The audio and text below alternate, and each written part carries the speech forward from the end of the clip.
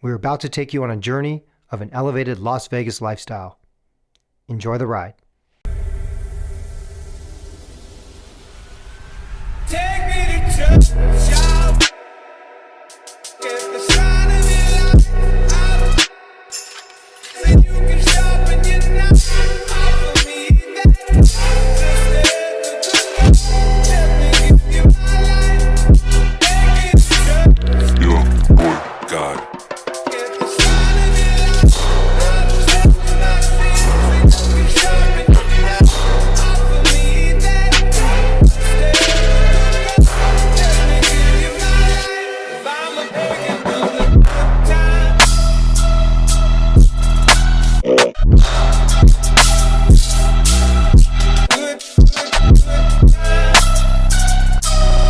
Nick, how you doing? Randy, how you doing? All right, all right. Wow, what an incredible showroom. Thank you, thank you. Hey, what's this? Just something light, A little something, something? something like that. All right. 2021 Ferrari F8. Can't find them. We got one. You got one? Wow. Well, hello. I'm Randy Char, president of Sotheby's International Realty in Las Vegas. This is Mr. Nick Dosa, CEO, owner of Vegas Auto Gallery. Gosh, what a pleasure to be here. Thank you for being here with us Thank today. you. Last time you were here was what, 5 years ago. I don't know if that was the last time I was here, but yes, I remember being here 5 years ago, and you had just a little shindig, a grand opening. Grand opening, yeah. And that was 5 years ago, and look at you now. Thank you, This is man. incredible. So what you don't see behind us, folks, are literally a whole collection of exotic automobiles. Tell me what's in the showroom. I have a little bit of everything. Lamborghini Urus, Rolls Royce, Ghost, Phantom, Cullinan, Bentley coupes, Porsches, Benzes, you name it. Wow. A little bit of everything. Well, that's today. You know, I know it didn't happen overnight. Absolutely Happened not. pretty quickly, but not overnight. Hey, Absolutely. so Nick, why don't you tell us where did you grow up and how did you get into cars? Was it a passion of yours early on? Super passion. My dad was actually an East African safari rally car driver, so it must be my blood. And basically, I was buying and selling cars when I was in school, and I always had a passion for cars, even growing up. So go-karting to cars to etc. And then while I was going to school, I was buying and selling. What kind of cars were you buying and selling? Do you remember the first few deals you did and how it felt? Yeah, definitely not these. Most definitely not these. But you remember back then, you know, it was the older big body cars, so Cadillacs and Mazda RX-7s. And Oh yeah, I remember that. Yeah, and in fact, what was it, Auto Trader or something that you kind of looked up? Or yeah, go through Auto Trader. We didn't have internet, not like it is today. And so you'd have the book and you'd go through the book and you'd search out a car and that looks like a good deal and the pictures are bad, so let me go buy that and clean it up and turn it around. And what was the secret of making a profit back then with cars? Was it in marketing? Was it in the buy? What was it in? What was the secret to your success? To be honest with you, we don't make money when we sell the cars. Like in real estate, we make money when we buy the cars. You know, Isn't that the truth, folks? You know, that's literally what it comes down to. You don't make money when you sell, you make money when you buy. You've already made your money at the buy. got it. And then you came to Vegas. How did you end up here? You know, My mom actually was heavy in real estate, just like yourself, and she used to come travel here to be close to my brother. And so as she would come here, her health was better here. So one day I got a phone call and brother says, hey, you know, mom's not doing that great. You got to get over here. And literally went home from work that day, grabbed a duffel bag at 4 o'clock, caught a 7 o'clock flight. And I was here. I was supposed to be here for 3 to 5 days. I was here for 6 months. the old duffel bag story. I kind of have a similar background. Did the same thing. Came over here.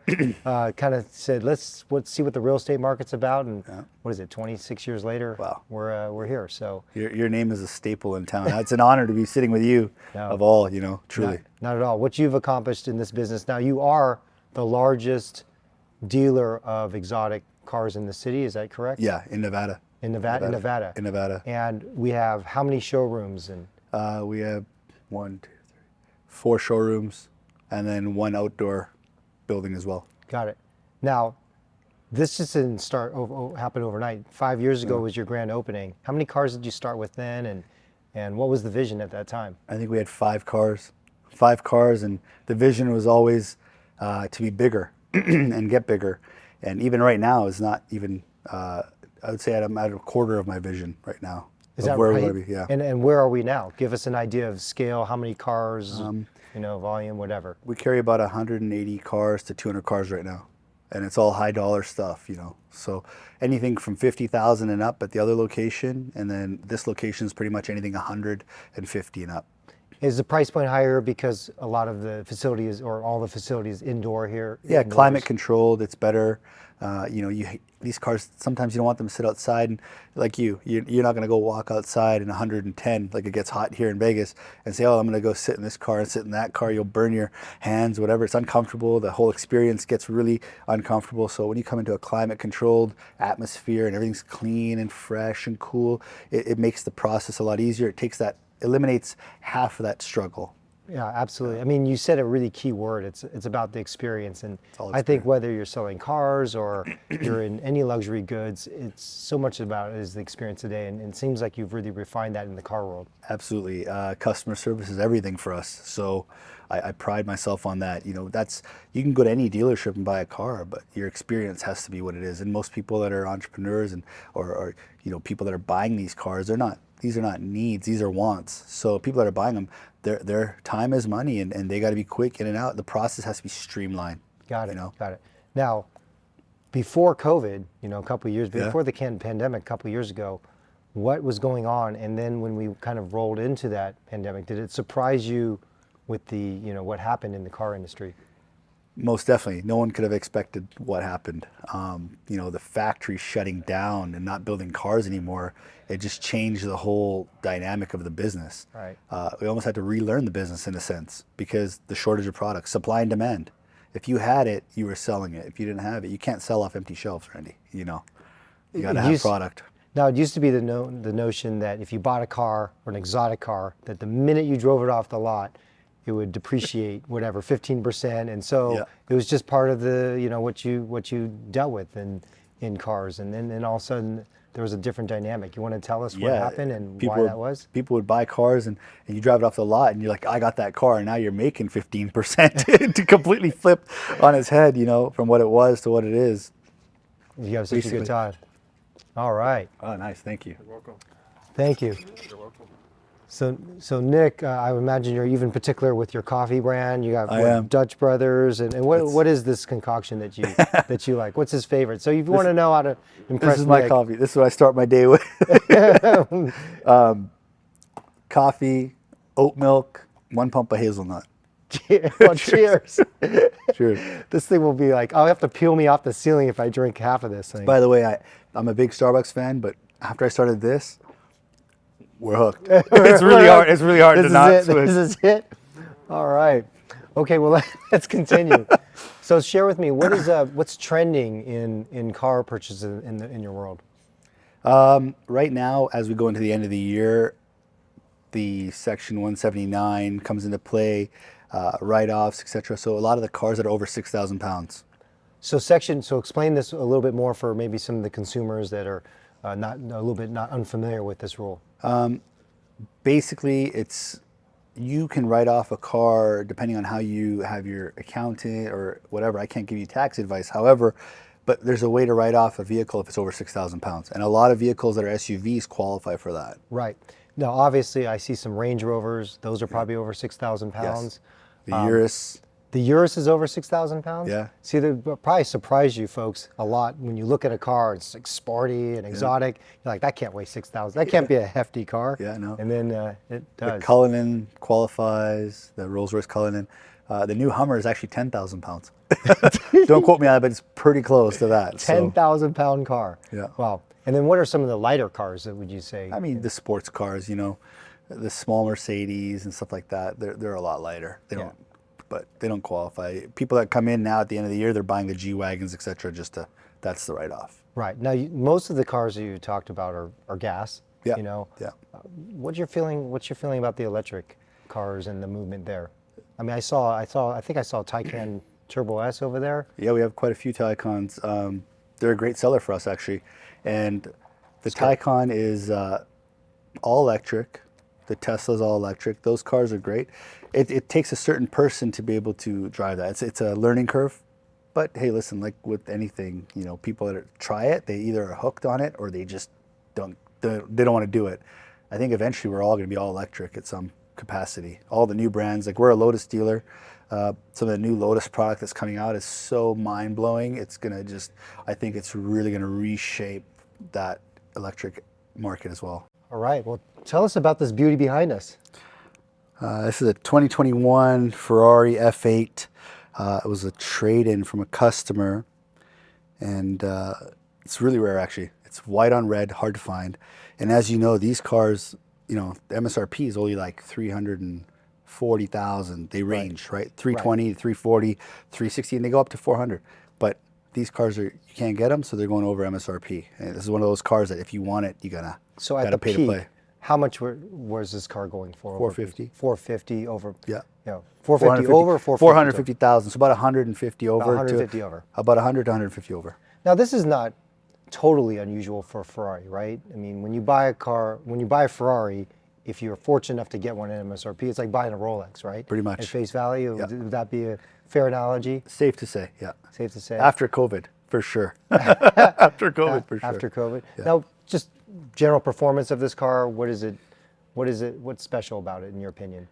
It's, like these are not needs, right, Randy? These are wants. So it's like the guy that wanted to have a Ferrari. He's not buying it for the performance. He might, but most likely he's not. It's a sense of status, stature. I wanted a Ferrari F8. I worked hard. I deserve it. I'm gonna go treat myself. That's what it is. So when it comes to horsepower and stuff people care. There's some guys that are really, really nitty gritty on it. Most people don't care.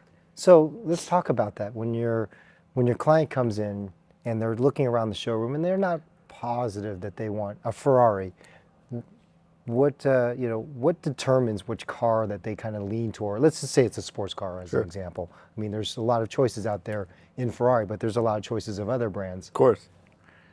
What's the fit? Like, how do you fit people into the cars? The best example I can give you, you go to get a suit.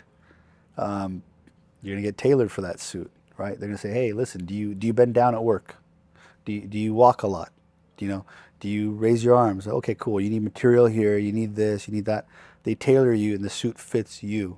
Got You it. come to me.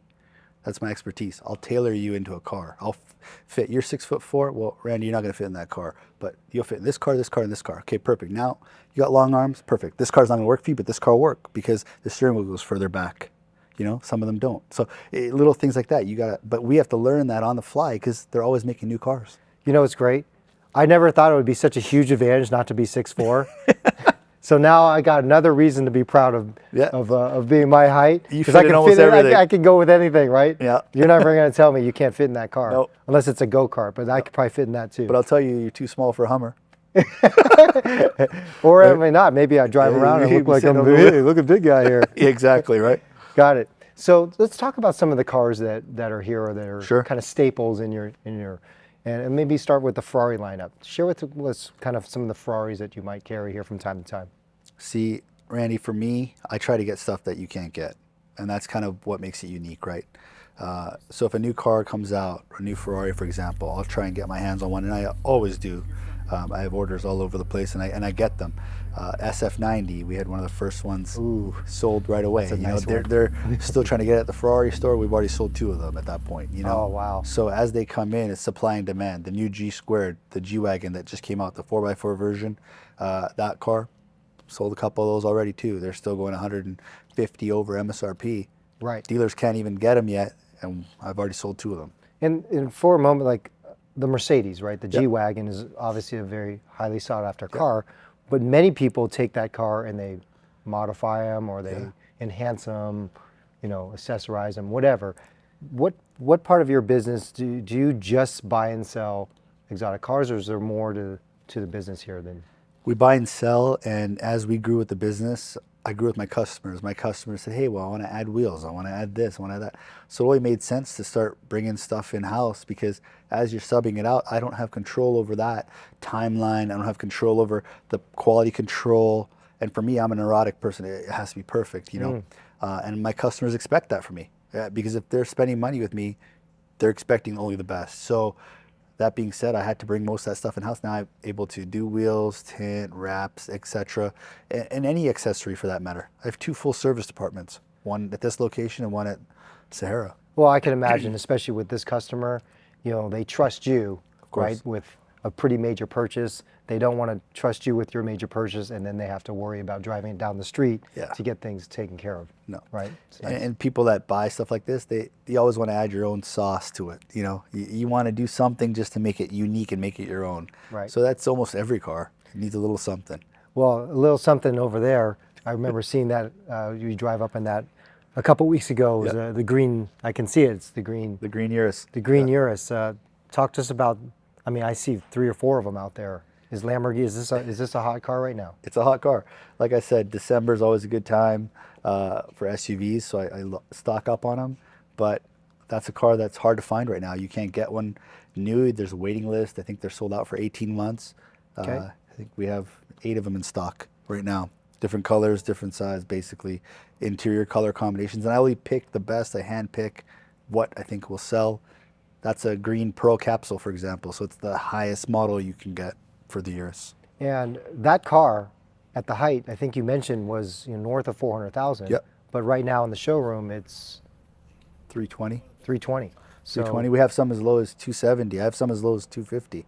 wow. So it's a wide range for that car because of year, mileage, everything comes into play. It's an interesting car because you don't think of an SUV as a sports car. It's hard to pull off, right? Yeah. There's not a lot of manufacturers that have achieved that, but course. Lamborghini obviously hit it out of the park on that one. Oh yeah, that was their comeback car. I think after they did that car, that changed the whole brand again. Yep.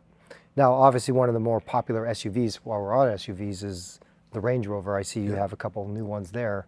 Same thing. You can't get them. If you go to the local Land Rover store, they don't even have any. They're sold out. We have 4 of them in stock. And do they come kind of? There's a long body version and there's a long wheelbase, 7 passenger, short wheelbase, 5 passenger. Autobiography, non-autobiography, V6, V8. Got it. You know, name yeah. it. Now, do you have a personal favorite? I'm just kind of curious. If I had to say, okay, you get, I won't make it down to one. Okay. But you get 3 cars. They can't be vintage cars. Okay. They have to be today's cars. Okay. What do you have in your garage? Cullinan, Rolls-Royce Cullinan SUV. Okay. I love that. Porsche Taycan Turbo S. Oh, I so love that's that. your okay. I love that. That car is just something else. It's amazing to drive. And for a toy, I'd probably have a Ferrari Pista. A Pista. Oof. Yeah. Yeah, that sounds pretty good. Yeah. There's You one know? right there. It's actually, that's a local car that came in from one of the Golden Knights that we just sold. Wow, this could be a very, very expensive visit for me to interview you today. Oh, yeah. Absolutely. I'm getting pretty enthusiastic. Okay, what else? What other cars are out there? You have stuff too, Randy, that is regular stuff. Not everybody's a luxury car. Okay. Big dollar car person. I carry stuff that's $30,000 at the other location. Mini Coopers. Lexuses, cheaper BMWs. I shouldn't say cheaper, but just luxury for less. More How about accessible. that? More accessible. More accessible. Yeah. Yeah, but they still have something in common, which is they Correct. want to feel like they have something special, right? And as people go, they want to buy a car for their 16-year-old daughter or son and say, hey, this is a perfect car for them. What's safe, Nick? Well, that's safe. This is a good SUV. That's not. This is great. This is a good car. Stuff like that. So we carry a wide variety, right? And if people that are first-time buyers, just like homes, you know this, the first one is always the hardest one, and it's always the hardest one to qualify for, right? So we have a specialty that, we can help you get financed on your first vehicle and get that breakdown done. So what's your advice to someone who's, maybe newer to the exotic car market? They have the opportunity and the means to acquire one, but they don't really know what to do. Come see me. Come see you. No, you know what? Honestly, I think trial and error is always a good thing, but I think that if they've had their mind on something or they see something they really like, go sit in it, try it, feel it. If it works, then come see me. It's interesting because so many things are done online nowadays in so many businesses, but something about like being around the cars and being able to speak to somebody and have someone really kind of educate you, it makes a difference, doesn't it? Absolutely, 100%. Because you got to hear their advice. You got to hear, their a specialty at that craft, right? Just like you sell very expensive homes. And for you, if I was buying a house that's very expensive, I'd come and say, hey, Randy, what do you think? And we've had this conversation. Hey, what do I do with this? What do I do with that? Is this right? Is this right for me? I mean, I might be the best car buyer out there, but I'm not the best real estate buyer. But vice versa, right? Hey, Nick, what's a good car for me to get right now? What do you suggest? You know? Right. Well, let's talk about the luxury goods market. Sure. You know, obviously cars are part of that. What's kind of going on now, and where do you see the next, let's say, foreseeable future in this business look like? Well, in what sense, though? Clarify. Okay, so number one, what do you see as far as the valuations Okay. of the market? And then number two, maybe some trends about how consumer behavior may stay the same or maybe change. Okay. The values right now are adjusting. We're in an adjustment period with the interest rates, et cetera. It goes down line, right? Because people that are going to finance a car, that payment that was $500 now $800, you know, and by default. But that doesn't mean it's going to be like that forever. Right. You know, so the prices are adjusting. It brings the price of the cars down, less activity, and, you know, it's just more maintenance, right? So for us, we're still selling, but we're not doing as much. But I also scale my inventory down a little bit to adjust with the market. So Right. I think that January, February, we're going to see a little bit of a boost again, like we always do. March definitely will come back, and there'll be a small little, you know, forward. You've heard of the forward curve, right? So that's going to happen, and there'll be an adjustment again, and we'll have another boom. I believe we're going to have another boom. Well, it might be right in time for F1. Yeah. What are your Well, thoughts? especially What Vegas. are your thoughts about the new F1 coming to town? Oh, I think it's a game changer. I mean, Vegas is on the map, but now it's official. You know, it changes this city. It changes the town. It changes the dynamic of everything. It's more like we're getting more stuff here. We had the Raiders. We got the Knights. Now you got F1. It's all these big attractions, so people flock to that. You know, it brings jobs. It brings wealth. It brings everything. Everything comes with it. Well, I know that you're extremely passionate about your business. It shines, and I can almost feel it reverberate off of I me. love But you know, you also are, you know, someone in the community. You know, you're Yeah. very generous. You also, you know, you want to see Vegas succeed, and 100%. and so I think the future looks really bright, doesn't it? It does. Thank you. Yeah, I think we're going to do great. I pray we do great. We keep going, and you know, I'm all about helping everybody around me, and you know, I always help as much as I can. We're doing, you know, you don't have to just give and donate during Christmas and stuff. I do it all the time, all year round. Like on the 19th, we're doing handing out food to the homeless, like just little things like that. Randy, those things go a long way. I'm a firm believer in the more you give, the more you receive. Absolutely. And if you give more and you give with a clean heart and you just give because you want to give, it comes back to you tenfold. Well, we know that for sure about you. Thank you. Congratulations on your success here. Congratulations on putting many, many smiling customers behind wheels. Right. And we appreciate your time today. Oh, of course. Thank you for coming. I really appreciate it, Randy. Thanks, Nick. Honestly, it was a pleasure.